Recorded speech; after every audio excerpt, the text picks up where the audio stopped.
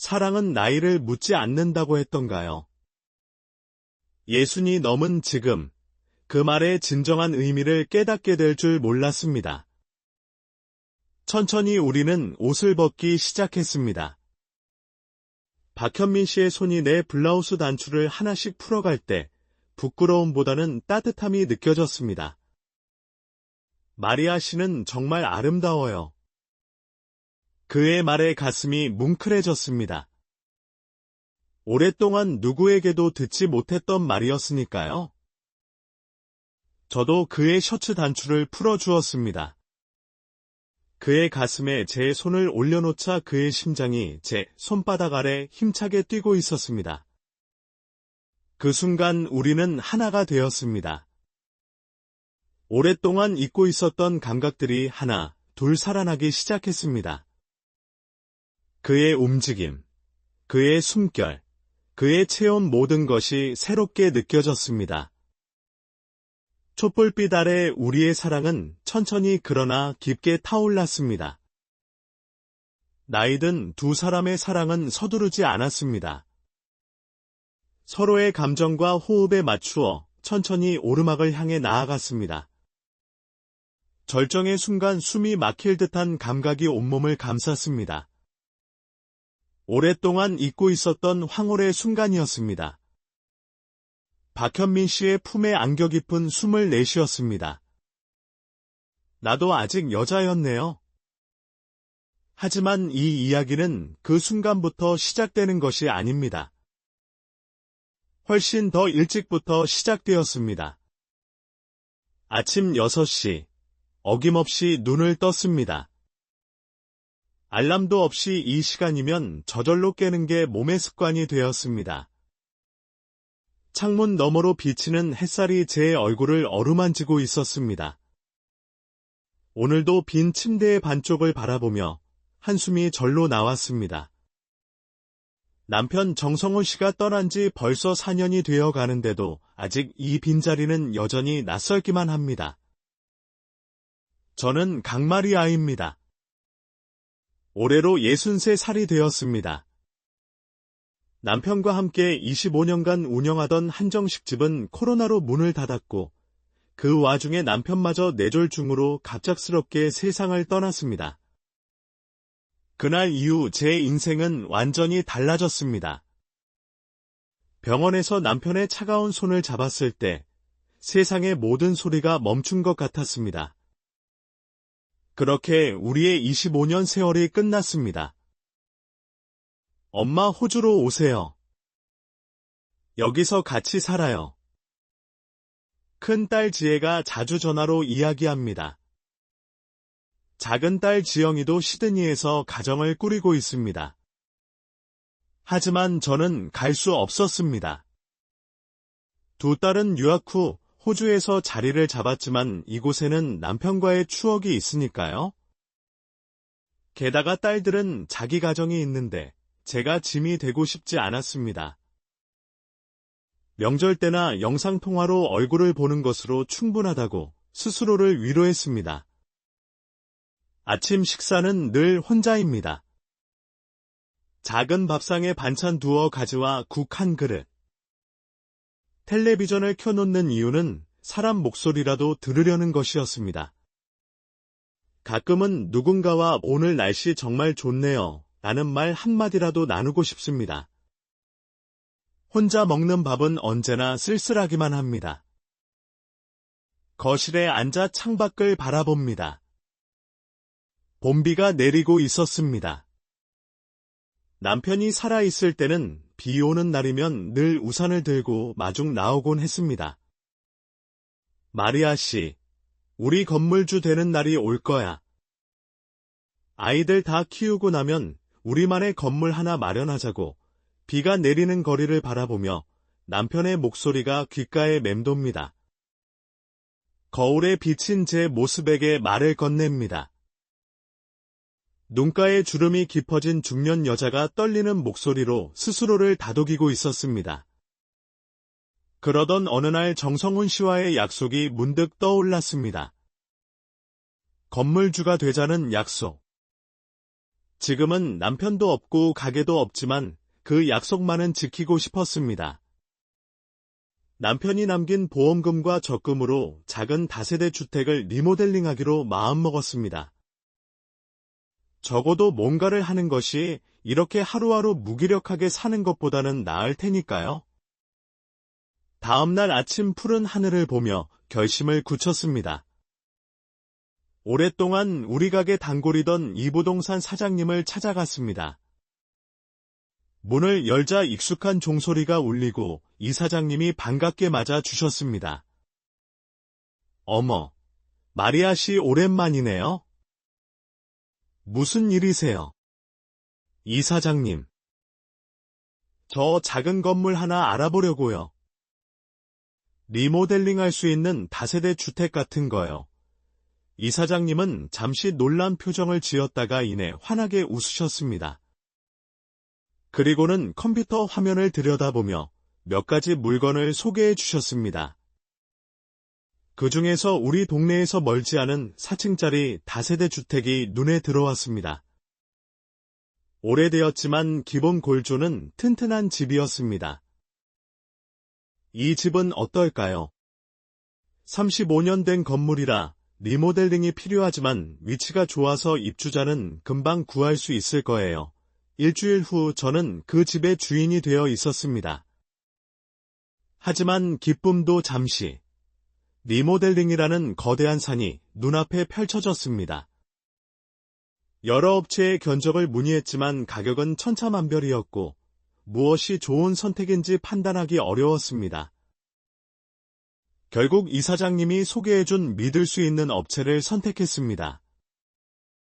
그렇게 만난 현장 소장 박현민 씨는 첫인상부터 무뚝뚝했습니다. 커다란 키에 굵은 목소리, 항상 찌푸린 인상이었습니다. 제가 무언가를 물어보면 짧게 대답하고 말았습니다. 그런 태도가 불편했지만 이 사장님이 추천한 분이니 믿어보기로 했습니다. 공사는 생각보다 더디게 진행되었습니다. 오래된 건물이라 문제가 하나둘 드러났습니다. 철거 과정에서 누수 흔적이 발견되고 전기 배선도 새로 해야 했습니다. 그때마다 추가 비용이 발생했습니다. 이건 원래 공사할 때 흔히 있는 일입니다. 오래된 건물은 뜯어봐야 알 수 있는 문제가 많아요. 박현민 씨의 설명은 논리적이었지만 마음 한 구석이 불안했습니다. 혹시 속고 있는 건 아닐까? 제가 여자고 혼자라서 무시하는 건 아닐까? 의심이 들기 시작했습니다. 매일 현장에 나가 지켜보았지만 건축에 대해 아는 것이 없으니 그저 바라볼 뿐이었습니다. 사장님, 매일 오실 필요 없어요. 전화로 연락드리면 되는데. 아니에요. 제가 와서 봐야 마음이 놓이니까요. 박현민 씨는 한숨을 쉬었습니다. 아마 귀찮은 건축주라고 생각했겠지요. 그렇게 한 달쯤 지났을까요? 어느 날 공사장에 도착했을 때 박현민 씨가 근로자들과 언성을 높이는 모습을 보았습니다. 이렇게 하면 안 된다고 몇 번을 말했습니까? 다 뜯어내고 다시 하세요. 그의 모습이 달라 보였습니다. 평소의 무뚝뚝함과는 다른 일에 대한 진지함이 느껴졌습니다. 근로자들이 떠난 후 박현민 씨가 저에게 다가왔습니다. 죄송합니다. 사장님 앞에서 큰 소리 내서요. 벽에 타일 시공이 엉망이라. 괜찮아요. 오히려 안심이 되네요. 꼼꼼하게 봐주시니까 박현민 씨가 갑자기 멋쩍게 웃었습니다. 그날 점심시간, 제가 준비해 간 김치찌개를 나눠 먹었습니다. 처음으로 박현민 씨와 편안한 대화를 나눴습니다. 이거 진짜 맛있네요. 사장님이 한정식집 하셨다고 들었는데 솜씨가 대단하세요. 박현민 씨는 60살이라고 했습니다. 저보다 3살 어린 연하였지만 경험과 지식은 저보다 훨씬 많아 보였습니다. 그날 이후로 매일 김치찌개, 된장찌개, 떡갈비 등 점심을 준비해 가기 시작했습니다. 식사를 함께하며 조금씩 서로를 알아가게 되었습니다. 박현민 씨는 젊은 시절 큰 건설회사에서 일했지만 외환위기 때 회사가 부도나면서 독립해서 소규모 건축 일을 하게 되었다고 했습니다. 결혼했던 부인은 10년 전 교통사고로 세상을 떠났고 아이는 없었다고 했습니다. 저도 제 이야기를 조금씩 털어놓았습니다. 남편과 함께 한정식집을 운영하며 바쁘게 살았던 이야기, 2딸을 키우며 겪었던 어려움들, 그리고 남편이 떠난 후의 외로움까지. 박현민 씨는 말없이 제 이야기를 들어주었습니다. 그의 눈에는 따뜻한 이해가 담겨 있었습니다. 공사는 예정보다 2달이나 더 걸렸지만 결과는 만족스러웠습니다. 낡고 초라했던 건물이 깔끔하고 현대적인 모습으로 변신했습니다. 1층에는 작은 카페가 들어올 예정이었고 2층부터 4층까지는 깔끔한 원룸 8개로 꾸몄습니다. 싱크대와 화장실은 휠체어를 탄 사람도 이용할 수 있게 넓게 만들었고 계단 옆에는 안전봉도 설치했습니다. 우와, 정말 달라졌네요. 박 소장님 덕분이에요. 아니에요.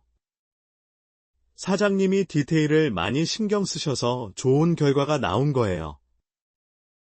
보통 건축주들은 비용만 줄이려고 하는데 사장님은 달랐어요. 그날 저녁 공사 완공을 기념하여 근처 포장마차에서 소박한 술자리를 가졌습니다. 시원한 가을 바람이 불어오는 초저녁이었습니다. 소주 한 잔에 박현민 씨의 뺨이 빨개졌습니다. 사실 처음에는 사장님을 오해했어요. 까다로운 건축주라고 생각했거든요. 저도요. 박 소장님이 불친절하고 딱딱하다고 생각했는데 알고 보니 그냥 말수가 적은 분이셨네요. 소주 한 잔에 서로의 속마음을 내비치게 되었습니다. 포장마차의 비좁은 테이블, 우리 사이에 놓인 소주 한 병과 파전 한 접시. 이 소박한 시간이 왜 이리 풍요롭게 느껴지는지 모르겠습니다. 사장님, 혹시 실례가 되지 않는다면? 결혼하셨다고 들었는데 남편분은 어디 계신가요? 평소 같았으면 마음이 아팠을 질문인데 오늘은 이상하게 편안하게 대답할 수 있었습니다. 4년 전에 뇌졸중으로 하늘나라로 갔어요. 25년 함께 한정식집을 운영했는데 죄송합니다. 몰랐어요. 괜찮아요. 박 소장님은요? 결혼하셨어요. 박현민 씨는 잠시 망설이다 고개를 저었습니다. 아니요. 결혼했다가 부인이 10년 전에 교통사고로 그 후로 혼자 살고 있어요. 그의 말에서 묘한 외로움이 느껴졌습니다. 그도 저처럼 혼자인 시간이 길었나 봅니다. 나이 60이 넘어 처음 만난 사람과 이렇게 속마음을 나누는 것이 어색하면서도 따뜻했습니다. 사실 소장님 덕분에 남편과의 약속을 지킬 수 있었어요. 건물주가 되자는 제 목소리가 살짝 떨렸습니다. 박현민 씨는 말없이 고개를 끄덕였습니다.